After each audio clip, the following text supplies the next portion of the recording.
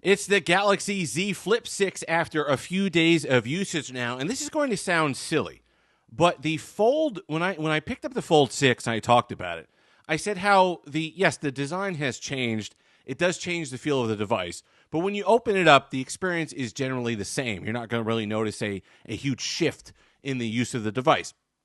For some reason, that doesn't extend to the Flip 6. It's a design refresh, like the Fold 6. The experience itself is pretty unchanged, just one UI on the inside. The external display is still the same size.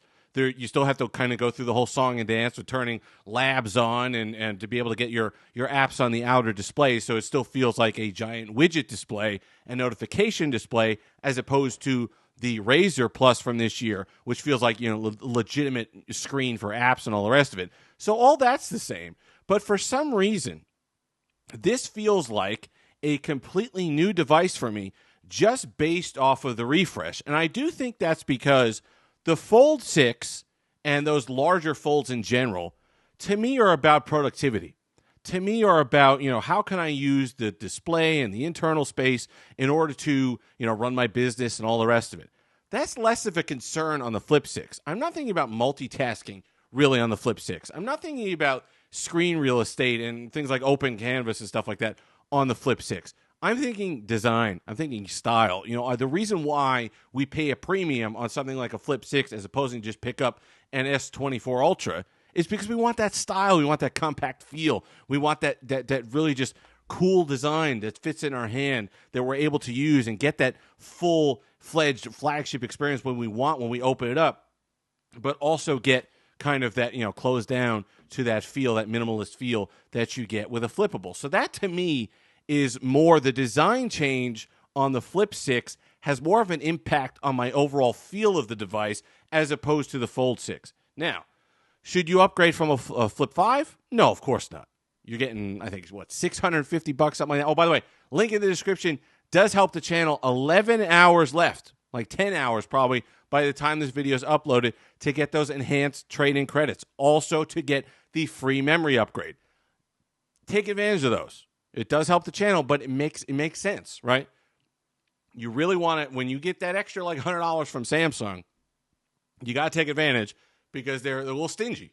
As we saw with the S24 Ultra, those kind of frequent sales that we thought we were seeing on that device really didn't come to pass. They're still charging kind of full boat for that.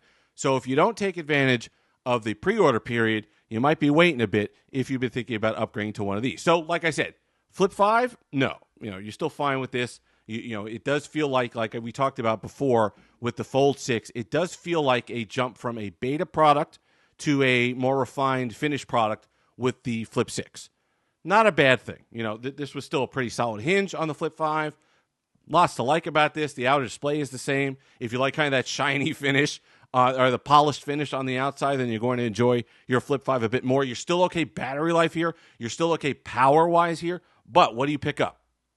Pick up this nice design. I got in the peach. The peach you can't get until like August 14th now. So obviously a bunch of other people liked it as well.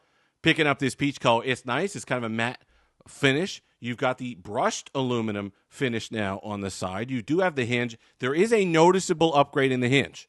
It is noticeably more solid, more consistent all the way through. I really like it, but of course it's a matter of it holding up over time. Like we said, outer display, really not changed. You're kind of dealing with just a large widget display. Yes, you can have good lock and start opening things up. Yes, you have your apps, the set apps that Samsung allows you on here, and then you have the other panel for good lock. Same experience as last year, so not a lot of change there. Little disappointing that they left that the same. If you don't know and you're wondering how you have apps on there, you got to go into settings and you got to go into labs. You go into the labs tab and then you say allow apps on cover screen. And then you go there and you kind of have your walled garden of apps that Samsung allows you. Then you could download Good Lock and all the rest of it and get the rest of the apps there. The experience is good.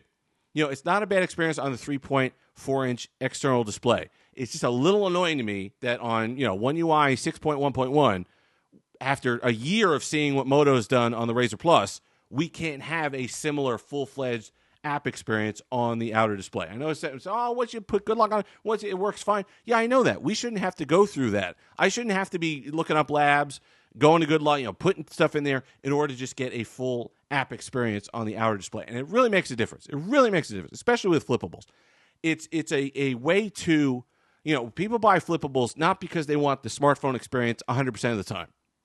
They want to be able to disconnect a little bit, have that quick social media scroll, have that, WhatsApp message that you put on there. All those things, that Facebook scroll that you want to do really quickly.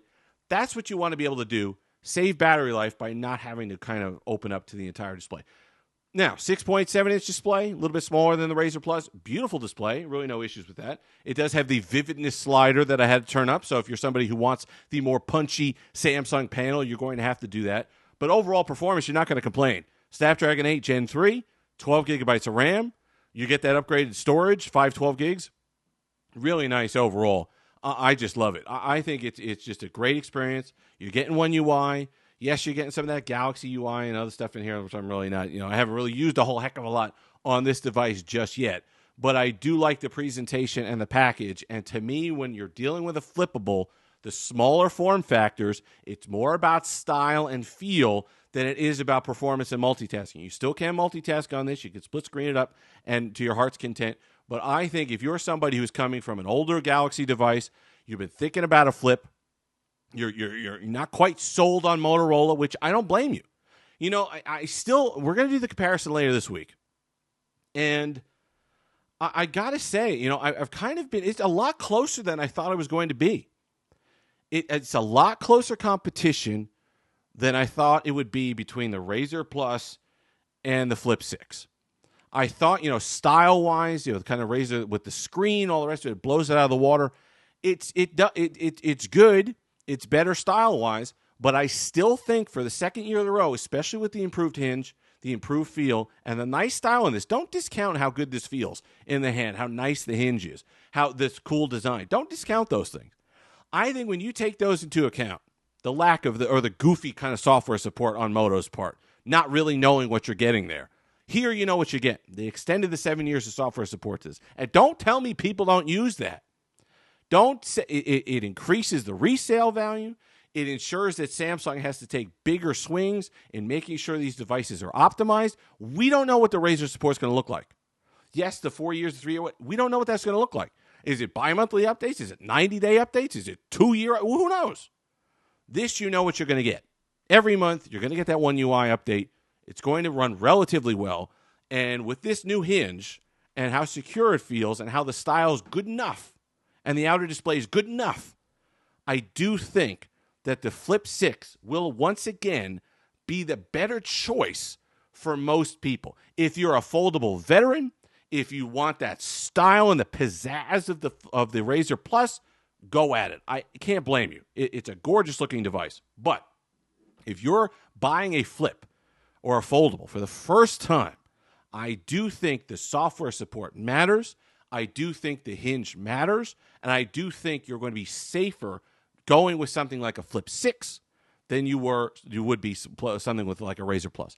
If you have a Flip 4, I think you upgrade. Take that $550. If you have Flip 3, God bless. I don't know how you've made that battery last as long as it has. The battery life was rough then. Battery life significantly better now. You're going to enjoy the upgrades made to the Flip 6. So Flip 3, absolutely. Flip 4, conversation, but I think you do. Flip 5, this is nicer than the Flip 5, but I still think you hold on. I think you're doing okay for at least another year. If you've made it this far, remember, battery life has been okay, but I want to wait for the full review. I want to use it for at least a week before we get into that.